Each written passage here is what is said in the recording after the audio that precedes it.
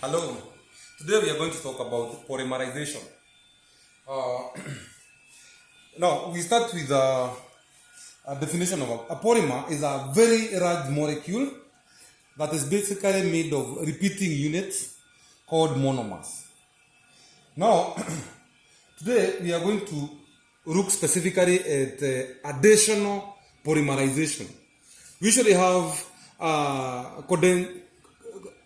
condensation, polymerization, whereby you form a polymer and another small molecule. But for additional polymerization, you only form a polymer without any other products. Now, monomer, for additional polymerization, all of them actually have their base, or they come from ethene. That is, they come from an organic compound having 2 carbon atoms and a double bond, like this one here. Now, this polymer that you are seeing here comes from this compound here, which have 2 carbon atoms and a chlorine here. So this is a chloroethene. This is a chloroethene like this, as you can see. So what usually happens, because you can have millions and millions of these monomers. Now these monomers have to link together, or they have to form bonds between each other, so that you can have a compound like this one here. Now this is a polymer called polychloroethene or polyvinyl chloride. Now what usually happens is that, as you understand, a single bond is usually made of 2 electrons. So when you apply high pressures and high temperatures, what usually happens is that this bond will break to release these 2 electrons like this. These 2 electrons, now they are free like this, so they can bond with other monomers. For this one, you have those 2 electrons being released, and this one for those 2 electrons being released. And the system can continue on and on as long as you have monomers. Millions and millions of monomers, so we are going to form a very long polymer. So after the electrons have been released, they will form covalent bonds like this. These molecules will form covalent bonds with themselves. And now the polymer formed here is a polyphenyl chloride or polychloroethene. Now this polymer here, you find it making in pipes. These water pipes are generally made of these polymers, and generally most plastics actually that are used in installation of water systems. Now that is one polymer for that matter. Now we have another polymer. As you can see now, this is a monomer because it is having this base of an ethene molecule.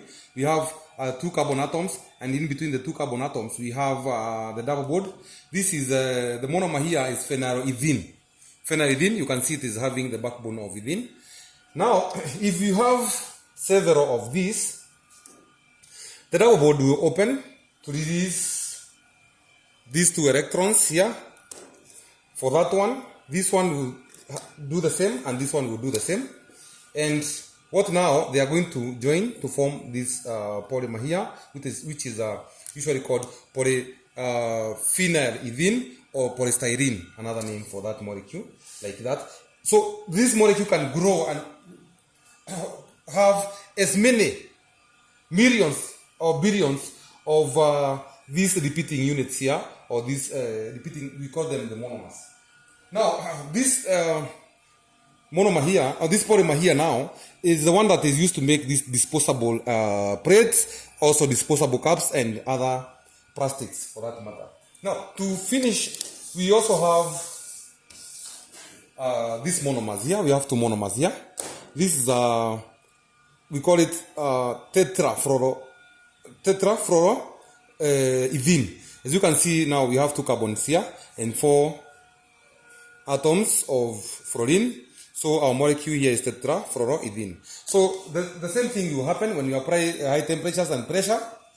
This one, the electrons now, the 2 electrons will be released like this, and this one will have, and then they will join together to form a molecule called polytetrafluoroethene. This one is also used in making pipes. We also call it Teflon. Now, the molecular weight of each polymer depends on the number of atoms the number of atoms in these polymers. So because we are going to take the atomic mass, like this one now, we have the atomic mass for fluorine is 19, so you have 19 times 4 plus 12 plus 12, 24 for these two carbon atoms, and this molecule, is going to have a molecular weight of 100 grams per mole. So the polymer now, this polymer having two of these, it will be, you just multiply by 2, so that this polymer now will have 200 grams per mole and so on. If there are 3, you just multiply by 3. The same applies to all other polymers for that matter. Thank you very much for watching this video. We're going to meet in the next video where we are going to discuss condensation, polymerization, and also some natural polymers. Thank you very much. Remember to subscribe. We'll meet in the next video.